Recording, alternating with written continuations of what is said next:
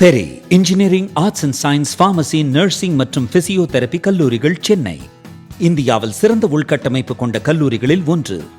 100% வேலை வாய்ப்பினை உறுதி செய்யும் சாதனை. ஆயிரக்கணக்கான பிற கல்லூரி மாணவர்களுக்கும் வேலை தந்த பெருமை. பெரி, எங்கள் கண்களில் உங்கள் கனவுகள். சிவராஜ் சித்த வைத்தியசாலை, திருப்பத்தூர் கிளை. தினசரி காலை 7 மணி முதல் இரவு 8 மணி வரை மருத்துவரை சந்தித்து ஆலோசனை பெறலாம். தொடர்புக்கு 7448811500. மக்கள் என்ன பாக்குறாங்க? பெட்ரோல் டீசல் விலையை குறைப்போம் நீங்க சொன்னீங்க, குறைக்கல. பால் விலையை உயர்த்த மாட்டோம்னு சொன்னீங்க, உயர்த்திட்டீங்க. வரியை உயர்த்த மாட்டோம்னு தேர்தல் அறிக்கையில் கொடுத்துருக்கீங்க, உயர்த்திட்டீங்க. பஸ் கட்டணம் உயர்த்த மாட்டோம் சொன்னீங்க, உயர்த்திட்டீங்க. மின் கட்டணம் உயர்த்த மாட்டோம் சொன்னீங்க, உயர்த்திட்டீங்க. இப்படி 150 கேள்வி வைக்கிறாங்க. இது காமன் மேனுக்கு தெரியும். ரெண்டாவது, கருத்து கணிப்பை யாரு வெளியிடுறாங்க அதை விட்டுத்தான் கருத்து கணிப்பு முடிவுகள் இருக்கும். சன் டிவி அவங்களுக்கு ஏத்த மாதிரி சர்வே போட்டுக்கிறோம், ஜெயா டிவி அவங்களுக்கு ஏத்த மாதிரி சர்வே போட்டு அப்படிதானே புரிஞ்சுக்கிறோம். இப்ப நான் என்ன சொல்றேன்? நான் தினமலர்ல இருந்திருக்கிறேன், நான் தந்தி டிவில இருந்திருக்கேன், நான் சாணக்கியல. நான் சொன்னது எங்களுடைய சர்வே ரிசல்ட் 95% மேல ஸ்ட்ரைக் ரேட் கொடுத்துச்சுன்னா உண்மையை சொல்லியிருக்கோம் தானே நீங்க பார்க்கணும். சார், விஜய் அரசியல் எப்படி அப்படின்ற கேள்வியில என்னென்ன விஷயங்கள் பொருந்தி இருக்கு சார்? இப்ப விஜய் அரசியல் எப்படின்னா அவர் அந்த 3 ஆப்ஷன் மட்டும் தான் பொருந்தி இருக்கு. நாங்க விஜய் அரசியல் எப்படி, அவர் நல்லவரா கெட்டவரா, அவர் சினிமாக்காரரா அரசியல்வாதியா, அவருக்கு திறமை வந்துருச்சுன்னு நினைக்கிறீங்க, இதெல்லாம் நாங்க கேட்கவே இல்லை. விஜய்க்கான ஆதரவு அப்படிங்கிறது ஆப்வியஸ்லி நிறைய இருக்கும் அப்படிங்கிற எதிர்பார்ப்ப பொதுப்படையா தெரியும் சார். அது எப்படி? நிறைய இருக்கு, இல்லன்னு யார் சொன்னா? தமிழ்நாட்டு வரலாற்றுல இதுவரைக்கும் அதிமுக திமுக இல்லாத எந்த கட்சியும் பெறக்கூடிய நம்பர். பிரதமர் மோடியினுடைய செயல்பாடு எப்படின்றதுக்கு 38% பரவாயில்ல, சிமிலரா ஒரு 2% இருக்கு சார். இப்ப இதை வச்சு பாஜக தமிழ்நாட்டுல வளர்ந்திருக்கு, திமுகவினுடைய பிரச்சாரங்களையும் தாண்டி பாஜக தனிப்பட்ட முறையில பாஜக மட்டும் சார், இந்திய கூட்டணி சொல்ல அப்படின்றத நம்ம பாஜக வளர்ந்து கொண்டே இருக்குது. திமுகவுடைய பிரச்சாரத்தை தாண்டி இல்ல, திமுகவுடைய பிரச்சாரத்தால் பாதி. பாஜக தானாக பாதி வளர்ந்திருக்கு, திமுக பிரச்சாரத்தால் பாதி வளர்ந்திருக்கு. தினமல நேயர்களுக்கு வணக்கம். தேர்தல் திருவிழாவினுடைய கால்கோள் விழாக கருதப்படக்கூடிய இந்த தேர்தல் கருத்து கணிப்பு முடிவுகள் என்ன? தினமலர், சாணக்கியா இணைந்து நடத்திய கருத்து கணிப்பு முடிவுகள். ஆப்வியஸ்லி இதை பற்றின விளக்கத்தை சாணக்கியா வலையினுடைய ஆசிரியரும் மூத்த பத்திரிகையாளருமான ரங்கராஜ் பாண்டே அவர்கள் விளக்கியிருக்கார். இருந்தாலும் ஒரு பாமரனாக 234 தொகுதிகளுக்கும் இந்த எஃபெக்ட் அப்படிங்கிறது எப்படி பொருந்தும் அப்படின்ற சில சந்தேகங்களை நம்ம இந்த காணொலியில, இந்த வீடியோல நம்மள்ட்ட சந்தேகங்களா வைக்க போறோம். அதற்கான பதில் அவர்கிட்ட இருந்தே கேட்டு தெரிஞ்சுக்கலாம். சார் வணக்கம். சார், நான் ஓப்பனிங்ல சொன்ன மாதிரி தான் ஒரு 4500 நபர்கள், அதுல இருந்து 3820 அப்படின்ற சொச்சத்துல எடுக்கக்கூடிய முடிவுகளை எப்படி 234 தொகுதிகளுக்கான முடிவுகளை நம்ம எடுத்துக்க முடியும்? இதற்கு முன்னாடி எப்பயாவது உங்களுடைய வாழ்நாள்ல ஒரு சர்வேன்னு நீங்க பார்த்துருந்தீங்கன்னா அதெல்லாம் எப்படி எடுக்க முடியுமோ அப்படித்தான். உலகம் முழுக்க, இந்தியா முழுக்க, தமிழ்நாடு முழுக்க அப்படித்தான் பண்ணுது. ஒரு சட்டமன்ற தொகுதியில சராசரியா 2.5 லட்சம் வாக்குகள் இருக்கு. சராசரியா 2 லட்சம் பேரும் சேர்ந்து ஓட்டு போட்டது தேர்தலே கிடையாது. தேர்தலே ஒரு 30% பேர் வாக்களிக்கிறது கிடையாது. அப்ப 30% பேர் வாக்களிக்கலையே நீங்க எப்படி முடிவு பண்ணி நம்ம தேர்தல் என்னைக்கா கேட்டிருக்குமா? நமக்கு புரியுங்களா? லாஜிக்கலா புரிய வைக்கிறது. எலெக்ஷன்லயே 30% வாக்களிச்சது கிடையாது. தென் 2 லட்சம் பேர்கிட்ட யாருமே கேட்க முடியாது. அது உலகத்திலேயே ஆகச்சிருந்த ஆன்லைன் போர்ட்டலா ஒருத்தர் உட்காந்துட்டு எல்லாமே ஆன்லைன்லயே பண்ணுங்கன்னு சொன்னா கூட பண்ண, நீங்க நேரடியா போய் பண்ண. நாங்க எல்லாமே நேரடியா பண்ணிருக்கோம். We reached every individual. அந்த 4400 பேரும் ஃபில்டர் பண்ணப்பட்ட 3120 பேரும் we reached them in person. ஒவ்வொருத்தையும் கிட்டத்தட்ட 20 நிமிஷம் we spent. நாம குழுக்கள் முறையில போட்டு வச்சுட்டு எஸ் நோ சொன்னது கிடையாது. நாம we interact with them. சரிங்களா? இந்த 3820ல 4450 பேர் we reached them in person, not over phone, not online. சரிங்களா? அண்ட் இந்த சாம்பிளிங் அப்படிங்கிறது அதுதான் இந்த செஃபாலஜியோடைய பியூட்டி, அதுதான் எங்களுடைய விசேஷம். நான் தினமலர்ல வேலை பார்த்த காலத்துல இருந்து, என்னுடைய 1998 காலத்துல இருந்து நான் நிறைய சர்வேல பங்களிச்சிருக்கேன். அப்ப நான் அணில் மாதிரி சின்னதா பங்களிச்சிருக்கேன். இன்னைக்கு நான் முன்னாடி நின்று அதை பண்ணிட்டு இருக்கேன், அவ்வளவுதான். ஸோ எனக்கு ஒரு வாஸ்ட் எக்ஸ்பீரியன்ஸ் தினமலர்ல இருந்திருக்கு, தினத்தந்தியில நாங்கள் சர்வே பண்ணியிருக்கிறோம், சாணக்கியால நாங்கள் பண்ணியிருக்கோம். ஸோ எங்களுக்கு 3 வேறு நிறுவனங்கள்ல இருந்து எனக்கு பண்றதுக்கான வாய்ப்பு கிடைச்சிருக்கு. ஸோ ஒரு டிவில இருந்தும், ஒரு பேப்பர்ல இருந்தும், ஒரு சோசியல் மீடியால இருந்தும் கிட்டத்தட்ட 26 வருஷமா நான் நாட் லெஸ் ஒரு 50-60 சர்வேக்கு மேல நான் கான்ட்ரிபியூட் பண்ணிருப்பேன். என்னுடைய நேரடி பங்களிப்புல இருக்கக்கூடியது, என்னுடைய தலைமையிலன்னு சொல்ல, என்னுடைய பங்களிப்புல நான் சொல்றேன். அப்ப எல்லா இடங்கள்லயுமே இப்படிதான். சாம்பிள் சைஸ் மேனா கூடலாம் குறையலாம். நீங்க எப்படிப்பட்ட சாம்பிள் எடுக்கிறீங்கிறது தான் இருக்கு அந்த நம்பர். சோ அந்த நம்பர் மேட்டர் கிடையாது. இப்ப நானு இந்த 3821 பேர் சாம்பிள வச்சுக்கிட்டு 234 தொகுதியில யார் யார் ஜெயிப்பா தோப்பான்னு சொல்லியிருந்தா அங்க நீங்க இந்த கேள்வி எழுப்பணும். குளித்துறையில யார் ஜெயிப்பா, கன்னியாகுமரியில யார் ஜெயிப்பா, ஸ்ரீவில்லிபுத்தூர்ல யார் ஜெயிப்பா, விழுப்புரத்துல யார் ஜெயிப்பா நான் சொல்லியிருந்தேன்னா பஸ் நீங்க இந்த 3820 பேரை எப்படி 234 பேருக்கு பிரிச்சீங்க அப்படின்னா ஒரு தொகுதிக்கு 100 பேர் கூட வரலையே என்ன கணக்கு நீங்க கேட்டா நான் புரிஞ்சுப்பேன். நான் அப்படி சொல்லியே, நான் பெர்சன்டேஜ் மட்டும் தான் சொல்லியிருக்கேன். அதுலயும் நான் யார் யாரை சந்திச்சிருக்கிறேனோ அவர்கள்ட்ட இருந்து பெர்சன்டேஜ் தான் சொல்லியிருக்கேன். அவர்கள் 2024 எந்த கட்சிக்கு வாக்களித்தார்கள்ங்கிறதையும் சொல்லியிருக்கேன். சார் இப்போ 90% அக்யூரசி அப்படின்றத நீங்களே அண்டர்லைன் பண்றீங்க சார். பை காட்ஸ் கிரேஸ் நம்ம வந்து வித் ஆல் ஹியூமிலிட்டி 95க்கு மேலே சொல்லணும். இது வரைக்குமான எங்களுடைய ட்ராக் இருக்கு. நிச்சயமா சார். ரெண்டாவது, கருத்து கணிப்பை யாரு வெளியிடுறாங்க அதை ஒட்டுத்தான் கருத்து கணிப்பு முடிவுகள் இருக்கும். உதாரணத்துக்கு முன்னாள் லயோலா கல்லூரியுடைய மாணவர்கள் ஒரு கருத்து கணிப்பு ஒவ்வொரு எலெக்ஷனுக்கு வருது. நான் எக்ஸாம்பிளுக்காக சொல்றேன் சார், அவங்கள வச்சு நான் சொல்றேன். சோ கருத்து கணிப்பு எடுக்கக்கூடியவர்களும் அந்த அவர்கள் சார்ந்து இருக்கக்கூடிய நிலையும் அந்த கட்சிகளும் அப்படிதான் வரும் அப்படின்ற ஒரு கேள்வி வச்சா அதுக்கு உங்களுடைய பதில் என்னவா? நான் தினமலர்ல இருந்த போதும், நான் தந்தி டிவில இருந்த போதும், நான் இப்ப சாணக்கியால இருக்கும் போதும் நாங்க நடத்துற சர்வேல ஏதாவது ஒண்ணு தப்பா இருந்துச்சுன்னு நீங்க சொல்லுங்க, நான் மாத்திக்கிறேன். சோ யாரு எடுக்கிறாங்களோ அவங்களுக்கு ஏத்த மாதிரி சொல்லுவாங்க, யார் எடுக்கிறாங்களோ அவங்க விருப்பத்துக்கு மாத்திக்கிடுவாங்க. ரெண்டு வாய்ப்பு நம்ம பார்க்கணும். மக்களே சன் டிவி மைக்கு நீட்னா வேற மாதிரியும் ஜெயா டிவி மைக்கு நீட்னா வேற மாதிரி மக்களே பதில் சொல்லுவாங்க. அப்படிதான் நம்ம புரிஞ்சுக்கிறீங்க, ரைட்? அப்படி அப்புறம் சன் டிவி அவங்களுக்கு ஏத்த மாதிரி சர்வே போட்டுக்கிடும், ஜெயா டிவி அவங்களுக்கு ஏத்த மாதிரி சர்வே போட்டு அப்படித்தானே புரிஞ்சுக்கிறோம். இப்ப நான் என்ன சொல்றேன், நான் தினமலர்ல இருந்திருக்கிறேன், நான் தந்தி டிவில இருந்திருக்கிறேன், நான் சாணக்கியால இருந்திருக்கேன். நான் முன்னிட்டு நடத்தக்கூடிய சர்வேல எப்பா நீ தந்தி டிவில இருந்து நீ தான் எடிட்டரா இருந்த, இந்த சர்வே பாரு தப்பா இருக்கு, சாணக்கியால நீ தான் எடிட்டரா இருக்க, இந்த மாதிரி ஒரு சர்வே தப்பா இருக்குன்னு சொல்லுங்க, நான் மாத்திக்கிறேன். அப்பதான் என்னுடைய விருப்பத்துக்கு நான் ஏதாவது மாத்தினேனா அப்படிங்கிறதும், மக்கள் பாண்டே சந்தோஷமா இருக்குங்கிறதுக்கா ஏதாவது சொன்னாங்களாங்கிறது தெரியும். நான் சொன்னது எங்களுடைய சர்வே ரிசல்ட் 95% மேல ஸ்ட்ரைக் ரேட் கொடுத்துச்சுன்னா உண்மையை சொல்லியிருக்கோம் தானே நீங்க பார்க்கணும். அப்ப நிறுவனத்திற்கும் அதற்கும் என்ன எப்படி சம்பந்தம் வருது? இப்போது தேர்தல் நடந்தால் இந்த ரிசல்ட் அப்படின்ற ஒரு பதில் அதுல இருக்கு சார். அப்ப என்னன்னா, தேர்தல் இப்ப நடக்க போறது இல்ல, ஏப்ரல்ல தான் நடக்க போகுது. அப்போ இந்த அக்யூரசியில மாற்றங்கள் வருவதற்கான வாய்ப்புகள் இருக்கலாம்ன்றத நீங்களே ஒப்புக்கிறீங்க? நல்ல வாய்ப்பு இருக்கு. நம்ம வந்து 2 முறை நாங்க இதுக்கு முன்னாடி நடத்தின சர்வேல திரு விஜய் அவர்களுக்கு 20% வந்துச்சு, இப்ப 22% வருது. இதற்கு முன்னாடி நடத்தின சர்வேல மூணாவது சர்வேல நான் சொல்லும் போது டிஎம்கே 3% அட்வான்ஸ் இருந்துச்சு. அடுத்த சர்வேல, அதாவது இதற்கு முந்தைய சர்வேல, தினமலரோட சேர்ந்து நடத்தாத முந்தின சர்வேல 3% ஏடிஎம்கே அட்வான்டேஜ் எடுத்துச்சு. இந்த சர்வேல 5% ஏடிஎம்கே அட்வான்டேஜ் இருக்கு. So 3 சர்வேல 3 result. டிஎம்கே அட்வான்டேஜ் எடுத்தது, டிஎம்கே பின்தங்கியது, டிஎம்கேவுக்கான வித்தியாசம் கூடுவது. அப்போ இப்படி மாறத்தான் செய்யும். அதனாலதான் நாங்க சொல்றோம், ஏப்ரல்ல தான் இறுதி முடிவு தெரியும். நாங்க ரொம்ப தெளிவா சொல்றோம், நாங்க மாத்துறதே கிடையாது. ஏப்ரல்ல போலிங், மேல வந்து ரிசல்ட், அப்பதான் வந்து என்ன நடந்துச்சுங்கிற உண்மை தெரியும். இது எல்லாமே மக்களுடைய மனசை படிப்பதற்கான, அவர்களுடைய மனசை பிடிப்பதற்கான ஒரு முயற்சி உள்ளதான். முதல் கேள்வியா, வாக்குறுதிகளை நிறைவேற்றியதா திமுக அரசு? இது வெளிப்படையா அவங்களே 404 வாக்குறுதிகள் சொல்லிட்டு அதற்கான விளக்கங்களையும் சொல்லிட்டாங்க சார்.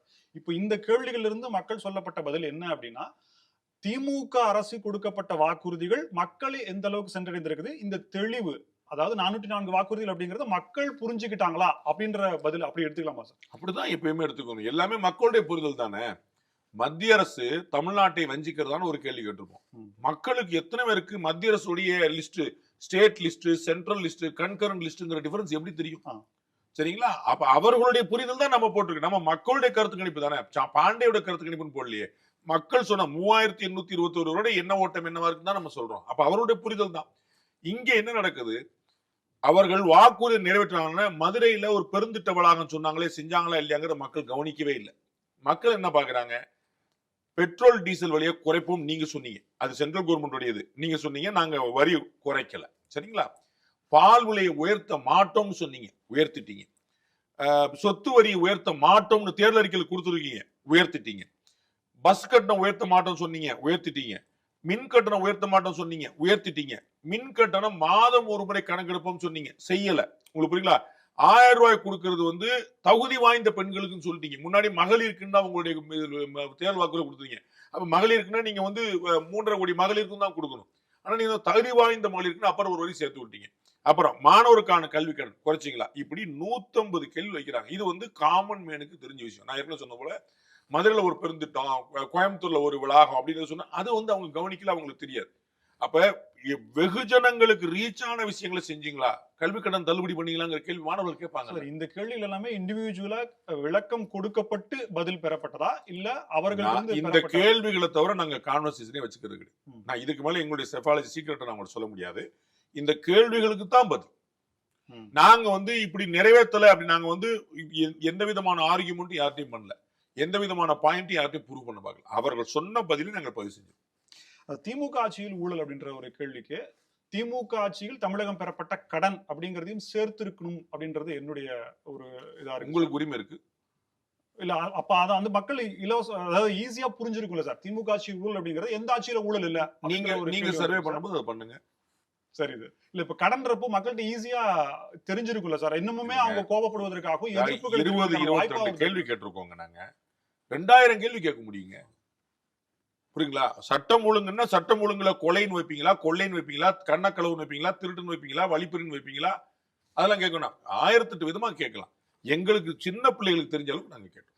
சார், திமுக அரசின் மீதான இடி, ஐடி, சிபிஐ நடவடிக்கைகள் பொதுவாகவே இது மத்திய அரசினுடைய கைப்பாவையாக செயல்படுகிறது அப்படிங்கிற ஒரு நரேட்டிவும் பெரும்பான்மை மக்களுக்கு ஆமா அப்படிதான் இருக்கு பாத்தீங்களா அப்படின்ற மாதிரியான விஷயங்கள் இருக்கு. ஆனா அதற்கான முகாந்திரம் இருக்கு, அதனாலதான் நடவடிக்கை எடுக்கிறது அப்படிங்கிறதையும் தாண்டி மத்திய அரசு இதை செய்து அப்படிங்கிற கருத்துக்கள் இருக்கும் நிலையில ஆனால் முடிவுகள் மாறி இருக்கிற வாய்ப்புகள் அப்படிங்கிறது மக்கள் உண்மையில இப்ப என்னன்னா சரியானது அப்படின்னு சொல்லி 41% கொடுத்திருக்காங்க சார். அப்ப மக்கள் பிரிச்சு பாக்குறாங்க அப்படின்னு 59% பேர் அதை ஏற்கல.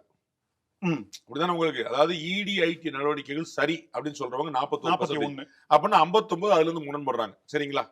சட்டம் ஒழுங்கு எவ்வளவு சொல்லிருக்காங்கன்னு பாருங்க. முன்னாடி கேள்வி பரவாயில்ல 28, மோசம் 55, சூப்பர் 17. அவ்வளவுதான். உங்களுக்கு புரியுதுங்களா? கம்பேர் பண்ணி தான் நீங்க. நான் கம்பேர் பண்ணலங்க, உங்களுக்கு புரிய வைக்கிறேன். Okay okay. அதாவது மக்கள்கிட்ட தெளிவு இருக்குங்கிறக்கா சொல்ல வர்றேன். 41% பேர் மத்திய அரசு எடுத்த நடவடிக்கை சரின்னு சொல்லி இருக்காங்க. 55% பேர் தமிழ்நாட்டுல சட்டம் ஒழுங்கு சரியில்லைன்னு சொல்லியிருக்காங்க. இந்த கிளாரிட்டி மக்களுக்கு இருக்குன்னு அவர்களுக்கு கன்கரண்ட் லிஸ்டா, ஸ்டேட் லிஸ்டா, சென்ட்ரல் லிஸ்டாங்கலாம் சொல்ல தெரியாது. உங்களை போல பேச தெரியாதவங்க ஊடகத்துல இல்ல. அவங்க டிவி வித்துட்டு இருக்காங்க, ஆட்டோ போயிட்டு இருக்காங்க, கார்ல போயிட்டு இருக்காங்க, சாதாரண வேலையை பார்த்துருக்காங்க, அவங்க அன்றாட வாழ்க்கையை பார்த்துட்டு இருக்காங்க. ஆனா சட்டம் ஒழுங்கு பத்தின பெர்செப்ஷன் என்ன? நீங்க டிஜிபியா சங்கர் ஜுவால் இருக்கும்போது ஒரு டேட்டா கொடுத்தாரு. சட்டம் ஒழுங்குல 2021க்கு முன்னாடி 5 வருஷம் என்ன இருந்துச்சோ அதோட கம்மியா தான் இருக்கு பிரச்சனைன்னு சொல்லி சொன்னார். புரியுதுங்களா? he showed some data. அந்த டேட்டா உண்மையாக இருந்தால் சட்டம் ஒழுங்கு பெட்டரா இருக்கு. அந்த டேட்டா உண்மையான சட்டம் ஒழுங்கு பெட்டரா இருக்கு. ஆனா தமிழ்நாட்டுல யாராவது ஏத்துக்கிறாங்க பாருங்க. நீங்க இன்னொரு விஷயம் பார்க்கணும். முதல் கேள்வி நாங்க என்ன கேட்டிருந்தோம்? கடந்த தேர்தலில் நீங்க யாருக்கு வாக்களிச்சீங்க கேட்டோம். அப்ப 41% மக்கள் நாங்க டிஎம்கே வாக்களிச்சோம்னு சொல்லியிருக்காங்க.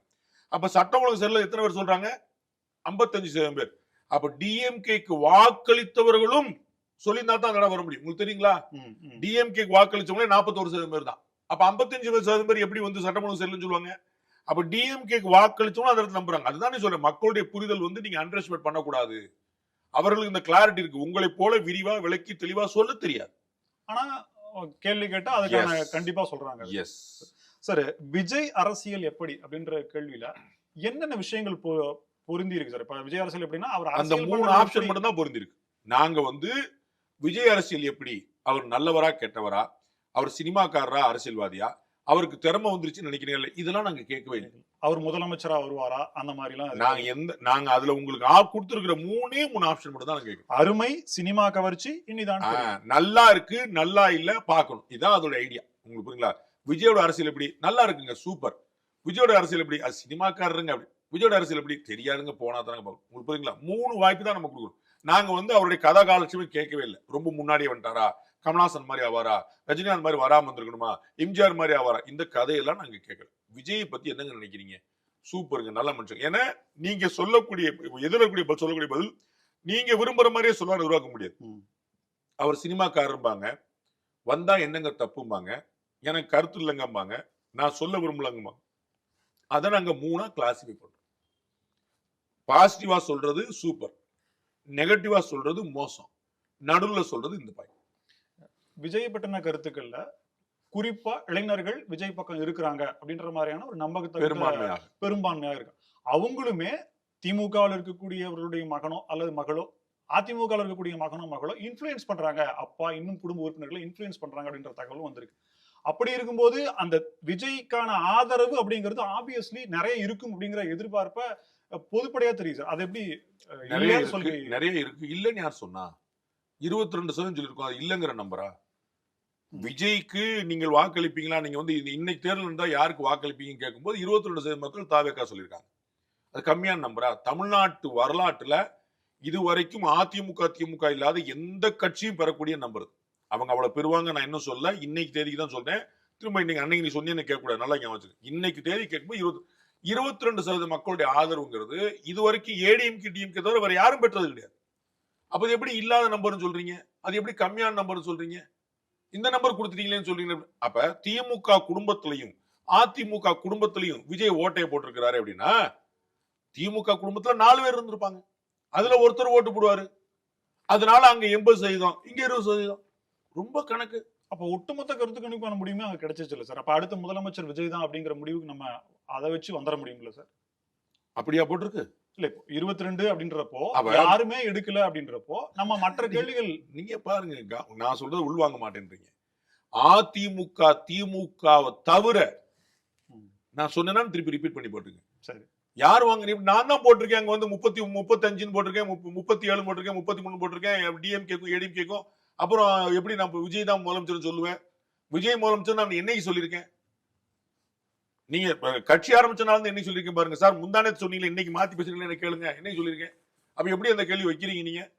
அதே கேள்வி நீங்க 22% எந்த கேள்வி எடுக்கிறீங்க? அந்த கேள்வியில பாருங்க நீங்க டிஎம்கே என்ன போட்டிருக்கு, ஏடிஎம்கே என்ன போட்டிருக்கு. அப்புறம் எப்படி விஜய் முதலமைச்சர் ஆவாரு? சரி. உங்களுக்கு பிடித்த முதலமைச்சர் வேட்பாளர் அப்படின்றப்போ பழனிசாமி, எடப்பாடி கே பழனிசாமி 33, ஸ்டாலின் 27, விஜய் 24, பிறர் 7 வந்திருக்கு சார். இப்போ இதுல உதயநிதி ஸ்டாலின் அவர்கள் மேபி 26ல இருக்கும் பட்சத்தில் அவர் முதலமைச்சராக அந்த வாய்ப்பு நீங்க எப்படி மாதிரி வைப்பீங்க? தமிழக முதலமைச்சர் ஜம்முன்னு இருக்கிறாரு. அவர் தலைமையில் தான் தேர்தல். அந்த வாய்ப்பை நீங்க எப்படி வைப்பீங்க? அதிமுக புச்சலாளர் எடப்பாடி பழனிசாமி. நான் வந்து சிவி சண்முகம் அப்படின்னு ஏன் வாய்ப்பு வைக்கல? நான் வந்து ஓஎஸ் மணியன் ஏன் வாய்ப்பு? நம்ம உதயநிதி ஸ்டாலினையும் ஒன்னா பார்க்க முடியாது. ஏங்க அவரும் தலைவர் தானுங்க. முதலமைச்சர் கேண்டிடேட் யாரு? கட்சியோட பொதுச்செயலாளர் தானே முதலமைச்சர் கேண்டிடேட் வைப்பீங்க. ஏன் எடப்பாடி பழனிசாமி வச்சுக்க? இன்னொரு பேர் வைக்கலாங்க. வேலுமணி வச்சுக்கிறீங்களா? ஏன் வைக்கல? அப்ப நான் வந்து முதலமைச்சர் தெளிவா இருக்காரு, திடமா இருக்காரு, ஆரோக்கியமா இருக்கிறாரு. அவர் தலைமையில தான் தேர்தல் சந்திக்க போறாரு. அவர் தான் கூட்டணிக்கு தலைமை. நான் வந்து இன்னொரு பேர் நான் எப்படி வைக்க முடியும்? அது திமுக ஏற்குமா? முதல்ல அது நியாயமற்றதா இருக்கும். ஆக்சுவலா கடந்த லோக்சபா தேர்தல்ல யாருக்கு வாக்களிச்சீங்கன்னு கேட்டிருக்கீங்க சார். இப்ப இதுல இருக்கக்கூடிய அதாவது உண்மைத்தன்மை அப்படின்றத நம்ம எல்லாமே கட்டாயம் கொஸ்டின் பண்ணணுங்க. மொத்த சர்வேயோட உண்மைத்தன்மை கொஸ்டின் பண்ணணும். அவர்கள் உண்மையை சொல்லியிருப்பாங்கிறத நம்ம பார்க்கணும். நான் உண்மையை சொல்லியிருக்கேன்னு ஐ கேன் வவுச். எனக்கு எந்த குழப்பம் இல்லை. நான் வந்து 3800 பேர்ல கிட்டத்தட்ட 1500 பேரோட போன் நம்பர் வச்சிருக்கோம். எல்லார்ட்டையும் போன் நம்பர் வாங்க முடியாது. எல்லாரும் போன் நம்பர் கொடுக்க மாட்டாங்க. நாங்க போன் நம்பர் கேட்ட போது தயங்காமல் தந்தவர்களுடைய நம்பர், அது வேலிடேட் பண்ண நம்பர் மட்டும் ஒரு 1200 நம்பர் எங்கள்ட்ட இருக்கு. சோ நாங்க எங்களுடைய சைட்ல நாங்க ரொம்ப தெளிவா, நியாயமா, மனசாட்சிக்கு பொதுவா எந்த தப்பு அதான் சொன்னேன் உங்களுக்கு. 4480 பேரை நாங்க ரீச் பண்ண பிறகு 3821 தான் நான் வந்து வேல்டு ஓட்டை எடுத்துக்கிட்டேன்.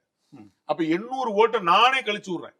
அதுல நிறைய கோல்மால் இருக்கு, தப்பு இருக்கு, அதுல வந்து நம்மளை ஏமாத்தக்கூடிய வாய்ப்பு இருக்கு, கன்ஃபியூஷன் இருக்கு, கிரே ஏரியா இருக்கு, சந்தேகத்துக்கு அப்பாற்பட்டு என்னுடைய சர்வே இருக்கணும் நான் நம்புறேன். அப்ப நான் மக்கள்கிட்ட உண்மையை சொன்னேன்னு என்னால உறுதிப்படுத்த முடியும். மக்களும் என்கிட்ட உண்மையதான் சொல்லியிருக்காங்க, நான் நம்புறேன். It is a belief. நான் உங்களுக்கு ஏற்கனவே சொன்னேன், ஒரு ஆள் சரியான விஷயமா தப்பான விஷயமா எப்படி பாப்பீங்க? ட்ராக் ரெக்கார்டு வச்சு பாப்பீங்க. விஜய் வந்து எவ்வளவு வாங்குவார்னு ஏன் யாருக்கும் தெரியாம இருக்குது? அவரு ட்ராக் ரெக்கார்டு இல்ல. இனிமே தான் ஒரு ட்ராக் ரெக்கார்டு. விஜய் வச்சு படம் வச்சா ஓடிடுன்னு சொல்லலாம். விஜய் வச்சு கட்சி நடத்தினா ஓடுமா ஓடாதா, ஓடியே போயிருமான்னு பார்த்தா தான் தெரியும். அப்ப அதுக்கு முன்னாடி ட்ராக் எங்களுடைய ட்ராக் ரெக்கார்டை நான் உங்களுக்கு முன்னாடி வச்சிருக்கேன். நான் தந்தி டிவில எடுத்த காலம், தினமலர்ல எடுத்த காலம், சாணக்கியால எடுத்த காலம் எல்லாருக்கும் தெரிஞ்சிருக்கு. அப்ப நாங்க வித் ஆல் ஹியூமிலிட்டி, கடவுளுடைய கருணையில 95% ஸ்ட்ரைக் ரேட் கொடுத்துருக்கோம். அப்படிதான் நீங்க அப்ப மக்கள் உண்மையை சொல்லியிருப்பாங்களா? நான் நம்புறேன், நீங்க நம்பாம இருக்கலாம். மத்திய அரசினுடைய செயல்பாடு எப்படி, பிரதமர் மோடியினுடைய செயல்பாடு, 2 கேள்வி. இதுல பரவாயில்லை, அதாவது மத்திய அரசினுடைய செயல்பாடு எப்படின்னு பரவாயில்லைக்கு 40%, பிரதமர் மோடியினுடைய செயல்பாடு எப்படின்றதுக்கு 38% பரவாயில்ல. சிமிலரா ஒரு 2% வந்திருக்கு சார். இப்ப இதை வச்சு பாஜக தமிழ்நாட்டுல வளர்ந்திருக்கு, திமுகவினுடைய பிரச்சாரங்களையும் தாண்டி பாஜக தனிப்பட்ட முறையில பாஜக மட்டும் சார், இந்திய கூட்டணி சொல்லல அப்படின்றத நம்ம பாஜக வளர்ந்து கொண்டே இருக்குது. திமுகவுடைய பிரச்சாரத்தை தாண்டி இல்ல, திமுகவுடைய பிரச்சாரத்தால் பாதி. பாஜக தானாக பாதி வளர்ந்திருக்கு, திமுக பிரச்சாரத்தால் பாதி வளர்ந்திருக்கு. மத்திய அரசு வஞ்சிக்கிறது, ரங்கராஜ் பாண்டே வந்து ஆளப்பாரு, தாடியும் ஊரும் கருப்பு சட்டையும் ஊரும்னு திட்டே இருந்தா 4 பேர் பார்ப்போம், என்னடா ஏன்டா அந்த பையனை திட்டுறாருன்னு பார்ப்பேன். அதன் மூலமாவும் வளர்ந்தது. அப்ப பாஜக அந்த அளவுக்கு வளரல, அவங்க கொஞ்சமா வளர்ந்துட்டு இருக்காங்க. திமுக இன்னும் சண்டை போட்டு வளர்த்து விடுது. அப்ப திமுகவுடைய பிரச்சாரத்தை தாண்டி பாஜக வளரல, திமுக பிரச்சாரத்தாலும் வளர்ந்தது. அண்ணாமலையினுடைய இந்த கோடு இந்த இடத்துல அவருக்கும் ஒரு பங்களிப்பு இருக்கு, அவருக்கும் ஒரு பங்களிப்பு இருக்கு. திமுக அரசினுடைய செயல்பாடு அப்படின்ற கேள்விக்கு கிட்டத்தட்ட பரவாயில்லைன்னு 30, மோசம் அப்படின்னு 48 கொடுத்துருக்காங்க சார். இது சட்டம் ஒழுங்கு, இன்ன பல பிரச்சனை, ஊழல், கடன், இது எல்லாமே இதுல இருந்து எடுத்துக்கலாமா சார்? இந்த பதில இருந்து ஒண்ணுமே கடன் நம்ம தனியா கேட்கல. ஏன்னா கடன்ங்கிறது வந்து எப்படி செலவழிக்கிறாங்கிறத பொறுத்து அது காமன் மேனுக்கு புரியாது நாங்க நினைச்சோம். ஆனா ஊழல்ங்கிறது காமன் மேன் பர்செப்ஷன். டாஸ்மாக்ல போனா கூட வந்து பாட்டில் 10 ரூபா கூட வாங்குறான் அப்படிங்கிறதும், ஒரு இபி கனெக்ஷன் கொடுக்கறதுக்கு வந்து காசு கொடுங்கன்னு கேட்கறாங்கன்றதும், ஒண்ணுக்கு காசு கேட்கறாங்கன்னு தெரியும் உங்களுக்கு. ஒரு கவர்மெண்ட்ல போய் நீங்க டிடிசிபி அப்ரூவல் வாங்கினீங்கன்னா காசு கேட்கறாங்கன்னு தெரியும். ஒரு ஹாஸ்பிட்டல்ல காசு கேட்கறாங்கன்னு தெரியும். இப்படி எல்லா இடங்கள்லயுமே அவங்க காசு கேட்கறாங்க. அப்ப ஊழல்ங்கிறது ஒரு நேரடியாக தொடர்புல இருக்கக்கூடிய, அரசாங்கம் வாங்குகிற கடன் என்பது மறைமுகமா அவங்க தலையில விடக்கூடியது. அப்ப அது வந்து அவர்களுக்கு புரியக்கூடிய வாய்ப்பு கம்மி, இது புரியக்கூடிய வாய்ப்பு அதிகம். அவ்வளவுதான். இந்த அரசாங்கத்தை பத்தின செயல்பாடுகள் அதிருப்தி இருக்கக்கூடிய காரணம் அதை தான் நான் வந்து ஆன்டி இன்கம்பன்சின்னு ஒற்றை வார்த்தையில சொன்னேன்.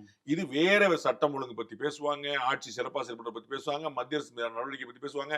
இது எல்லா பத்தியும் பேசும்போது அதோடைய காமனா புரிந்து கொள்ள வேண்டியது தமிழக அரசு மீது ஒரு அதிருப்தி நிலவுகிறது. இவ்வளவுதான் அதுல சார். முதலமைச்சர் ஸ்டாலின் அவர்களுடைய செயல்பாடு மோசம் 44% சார். இப்போ இந்த பெர்சன்டேஜ் முதலமைச்சரை பத்தி சொல்லிருக்காங்க அப்படின்ற கருத்தை தாண்டி இதுக்குள்ள ஒளிந்திருக்கக்கூடிய ஆபத்து என்ன? ஒரு பத்திரிகையாளரா உங்களுடைய கருத்து. இதுக்குள்ள ஒண்ணுமே ஆபத்து கிடையாது. திமுக வந்து அன்பாப்புலரா போயிட்டு இருக்கு அந்த கவர்மெண்ட். அதை வந்து தூக்கி நிறுத்துறதுக்கான முயற்சி செய்யணும். இவ்வளவுதான். நமக்கு வந்து கண்ணாடியில ஒண்ணு நிக்குது, கண்ணாடியில இந்த பக்கம் ஒரு காயமா தெரியுது அப்படின்னு சொல்லி சொன்னா கண்ணாடியை உடைக்கிறதுல அர்த்தம் இல்லை. இந்த காயத்தை சரி பண்றதுக்கான முயற்சி பண்ணணும். அவ்வளவுதான். இது வந்து ஒரு கண்ணாடி, இது ஒரு ஜிபிஎஸ். இந்த பக்கம் போனா இந்த மாதிரி தடை இருக்குது, இந்த பக்கம் போனா ஸ்பீட் பிரேக்கர் இருக்குது, இந்த பக்கம் போனா பள்ளம் இருக்குது, இந்த பக்கம் ஹைவேஸ் திறந்து கிடக்குன்னு சொல்றாங்க. அப்ப நீங்க எந்த பக்கம் போகணுங்கிறது நீங்க முடிவு பண்ணிக்கணும். இது மக்களுக்கு வந்து நான் இது பலமுறை சொல்லியிருக்கேன், இன்னைக்கு எல்லாரும் கண்கூடா பார்க்கிறாங்க. திமுக பிரமுகர்கள் ஒப்புக்கொள்வார்கள். டிஎம்கே கவர்மெண்ட் மேல ஒரு ஆன்டி இன்கம்பன்சி வேவ் இருக்குதுங்கிறத டிஎம்கே பீப்புள் ஒத்துக்கிறாங்க. ஏன்டா பல பேர் பேசி ஒத்துக்கிறாங்க நீங்க சொல்றது உண்மை அப்படின்னு. அப்ப திமுக பிரச்சனை என்னன்னு தெரிந்து கொண்டு விட்டது, அது சரி பண்றதுக்கு முயற்சி பண்ணும். அவ்வளவுதான். இந்த 44% மக்கள்ல மோசம் சொல்றது திரு ஸ்டாலின் மேல உள்ள வெறுப்புனால கிடையாது. தமிழ்நாட்டுல மோஸ்ட் பாப்புலர் லீடர் அவர் தான், அதுல எந்த குழப்பமும் கிடையாது. திரு ஸ்டாலின் தான் திரு உதயநிதியோ மற்ற யாரையும் சொன்னா கூட முதலமைச்சர் அவரை விரும்புவாங்க, அதுல ஒன்றும் குழப்பம் இல்லை. அது டிஎம்கேல நீங்க யார் பேர் வச்சுக்கோங்க, அவர் பேர் தான் முதல்ல விரும்புவாங்க. There is no doubt. And CM கேண்டிடேட்டா நீங்க பாத்தீங்கன்னா திரு எடப்பாடிக்கு வரைக்கும் 5% தான் டிஃபரன்ஸ் இருக்குது. பெரிய 10-12% டிஃபரன்ஸ் கிடையாது. உங்களுக்கு புரியுங்களா? திரு விஜய்க்கு வந்து பாத்தீங்கன்னா கிட்டத்தட்ட 14-15% டிஃபரன்ஸ் இருக்குது. ஆனா இவருக்கு 4-5% எப்பனாலும் மாத்த முடியும். உங்களுக்கு புரியுங்களா? எப்படினாலும் மாத்த. அப்ப திமுக மீதான அதிருப்தி, ஆட்சி மீதான அதிருப்தி அவர்கள் சரி செய்தார்கள், அவருக்கு லாபம். சார், துணை முதலமைச்சர் உதயநிதியினுடைய செயல்பாடு எப்படி மோசம்னு 51% சொல்லியிருக்காங்க சார். இப்போ திமுகவினுடைய அடுத்த நெக்ஸ்ட் தலைவர் அவர் தான் அப்படின்ற நிலையில இந்த ரிசல்ட் அப்படிங்கிறது அவங்க திரு ஸ்டாலின் அவர்கள் தன்னுடைய இமேஜுக்கு ஒர்க் பண்ண அளவுக்கு திரு உதயநிதி ஒர்க் பண்ணல. அவ்வளவுதான். இந்த ப்ரொஜெக்ஷன்ல ஃபர்ஸ்ட் நிக்கிறது திரு ஸ்டாலின் அவர்கள். திரு ஸ்டாலின் அவர்கள் வந்து ஒரு மென்மையான தலைவர் அப்படின்னு வந்திருக்காரு. முன்னாடி வந்து ஒரு அக்ரெசிவா இருந்துச்சு அவருடைய வாலிப காலங்கள்ல. இப்போ வந்து அவர் 2020 ஆட்சிக்கு வந்து அதுக்கு தான். அவர் 2020 ஆட்சிக்கு வந்து 10 காரணத்தை அது ஒரு காரணமா சொல்லணும். ரொம்ப காலம் அரசியல் இருக்கிறார். நிறைய பேருக்கு நினைவு தெரிஞ்ச வயசுல இருந்து அவருடைய சின்ன வயசுல இருந்து இருக்கிறார். பார்க்கிறவர்கள் வாக்காளருடைய சின்ன வயசுல இருந்து. அப்ப வந்து ஓகேப்பா, அவர் வந்து என்னப்பா எல்லாரும் வந்துட்டாங்க, அவர் ஒரு தடவை வரலாம், என்னப்பா தப்புன்னு வந்தாங்க. அப்படிதான் திரு உதயநிதி இப்பதான் வந்திருக்காரு. அதனால கட்டாயமா ஒரு அன்பாப்புலர். இப்ப நீங்க பாருங்க, விஜய் அவர்களுக்கு 22% பேர் ஆதரவு தெரிவிச்சிருக்காங்கல்ல. அப்ப 78% பேர் அவருக்கு ஆதரவு தெரிவிக்கல. அப்படிதான். ஏன்னா அவர் இன்னைக்கு தான் வர்றாரு. இப்ப நீங்க பிஜேபி பாத்தீங்க. பிஜேபி முன்னாடி நான் தமிழ்நாட்டுல நான் வந்து தந்தி டிவில வந்து 2014 அதுக்கு முன்னாடி அப்பதான் டிமானிட்டைசேஷன் 2014 வாக்குல 14-15% தான் பிஜேபி ஆதரவு நிலைப்பாடு இருந்துச்சு சர்வேல. சரிங்களா? ஓட்டா வந்து இன்னும் கம்மியா இருந்துச்சு. அப்புறம் சர்வேல இப்ப பாத்தீங்கன்னா கிட்டத்தட்ட 30% வரைக்கும் அவங்களுக்கு ஃபேவரா வந்து நிக்கும். ஓட்டா வரும்போது 10-15% வந்து நிக்கும். உங்களுக்கு புரியுங்களா? அப்ப வந்து இந்த சர்வேங்கிறது இந்த டைரக்ஷனை காட்டும், எந்த பக்கம் போகுது. அது எக்ஸாக்ட் நம்பர் தொகுதி வாரியா சொல்ல. நீங்க வந்து 234 தொகுதியில திமுக எவ்வளவு ஜெயிக்கும் அது நாங்க சொல்லவே இல்லை. 234 தொகுதியில திமுக எவ்வளவு ஜெயிக்கும் சொல்லியிருந்தானே. அப்ப வந்து எப்படி கண்டுபிடிச்சீங்க, எப்படி பண்ணுச்சுன்னு சொல்லலாம். நம்ம சொல்லலாம். நம்ம வந்து இந்த டைரக்ஷனை சொல்றோம். டைரக்ஷன் என்ன? Advantage ADMK. அவ்வளவுதான். DMK is in challenge, TVK is securing this much vote. இவ்வளவுதான். இதுல வந்து என்ன சஃபுலாது என்ன சேனிங்கிறது ஃபைனலா தெரியும். டைரக்ஷன் இது. இவ்வளவுதான். அப்ப திரு உதயநிதி அவர்கள் வந்து இன்னமும் பாப்புலாரிட்டியை நோக்கி நகரணும். இன்னமும் அவரை மையப்படுத்திய காமன் மேன்ட்ட, சாமானிய மனிதன்ட்ட அவர் வந்து ஒரு நல்லெண்ணம் வாங்குறதுக்கு இன்னும் கடுமையா முயற்சி பண்ணணும். தமிழகத்தினுடைய சட்டம் ஒழுங்கு எப்படி மோசம் 55 சார். இந்த ஒரு விஷயத்தை வச்சே ஒட்டுமொத்த ரிசல்ட்டையும் மாற்றுவதற்கான வாய்ப்புகள் இருக்குல்ல சார்? தேர்தல் முடிவுகள் எப்பயுமே ஒரே ஒரு ஆஸ்பெக்ட்னால நடக்கிறது இல்லை. முதல்வர் வேட்பாளர் இவர் வந்துட்டாரு, எங்க ஊர் வேட்பாளர் இவர் வந்துட்டாரு, அவர் எங்க சாதிக்காரரு, இவங்க காசு கொடுத்தாங்க, டெல்லியில வந்து எனக்கு மோடி பிடிக்கும், இப்படின்னு 150 காரணங்களால, குறைந்தபட்சம் 10 காரணங்களால் அமையக்கூடியது. சட்டம் ஒழுங்கு சரியில்லைங்கிறது மக்கள் நினைக்கக்கூடியது. that won't be the sole reason for a defeat or success. இந்த தேர்தலில் கூட்டணிகள் இன்னும் இறுதியாகாத முடிவுகள், கூட்டணியுடைய கட்சிகள் இன்னும் இறுதியாகலை அப்படின்ற நிலையில இந்த ரிசல்ட் இப்ப எடுக்கப்பட்ட இந்த விஷயங்கள் அப்படின்றதும் பாதிப்புகள் ஏற்படுத்துவதற்கான வாய்ப்புகள் எந்த அளவுக்கு இருக்கு, எவ்வளவு பர்சன்டேஜ் இருக்கும்? சர்வே பார்த்து யாருமே முடிவு பண்ண மாட்டாங்கங்க. நம்ம வந்து இப்போ இதுல வந்து சர்வேல வந்து பாண்டே வந்து அட்வான்டேஜ் ஏடிஎம்கேன்னு சொல்லிட்டாரு, வாங்கப்பா எல்லாரும் ஏடிஎம்கே ஓட்டு போகணும்னு யாரும் பண்ண மாட்டாங்க. ஓஹோ அப்படியா, நம்ம அப்படி நினைச்சிட்டு இருக்கோம், மக்கள் நினைச்சிட்டு இருக்காங்களான்னு ஒவ்வொருத்தரும் அவங்க ரீசெக் பண்ணிக்கிடுவாங்க, அவ்வளவுதான். இந்த கருத்து கணிப்பு முடிவுகளை வச்சு ஒரு இறுதியான முடிவு அப்படின்னா இதுதான் அடுத்த ஆட்சி அப்படின்றத நம்ம முடிவு வர முடியுமா சார்? அப்படி வர முடியாது. இதற்கு அப்புறமும் அட்லீஸ்ட் ஒரு 2 சர்வேவாவது பண்ற பிளான்ல நாங்க இருக்கிறோம். அது நெருக்கத்துல வர வர இன்னமும் க்ளோஸ் டு த ஃபேக்ட் இருக்கும் நாங்க நம்புறோம். ஆனால் மக்களுடைய முடிவு என்ன என்பது தேர்தலில் தான் தெரியும், கருத்து கணிப்புகள் தெரிவதில்லை. கருத்து கணிப்புகள் தேர்தல் முடிவுகளை பொறுத்து நாங்கள் நெருங்கி இருந்தோம், நெருக்கமாக சரியாக கணித்தோம், க்ளோஸ் டு த ஃபேக்ட் அப்படின்னு பெருமைப்பட்டுக் கொள்ளலாம். ஆனால் ஃபேக்ட் என்னங்கிறது தேர்தலில் மக்கள் வாக்களிப்பதை பொறுத்து தான். By God's grace with all humility எங்களுடைய ட்ராக் ரெக்கார்டு வந்து க்ளோஸ் டு த ஃபேக்ட் இதுவரைக்கும் இருந்திருக்கு, இதுலேயும் இனிமேலும் இருக்கும் நாங்கள் நம்புகிறோம். தினமலர் சாணக்கியா எடுக்கப்பட்ட கருத்து கணிப்பினுடைய முடிவுகள் எப்படி எடுக்கப்பட்டது, அதனுடைய தரவுகள் என்ன, அதில் இருந்த சந்தேகங்கள் என்ன, விளக்கங்கள் என்ன, பல கருத்துக்களையும் பகிர்ந்து கொண்டீங்க. மிக்க நன்றி சார். பல்வேறு தகவல்கள் நன்றி சார்.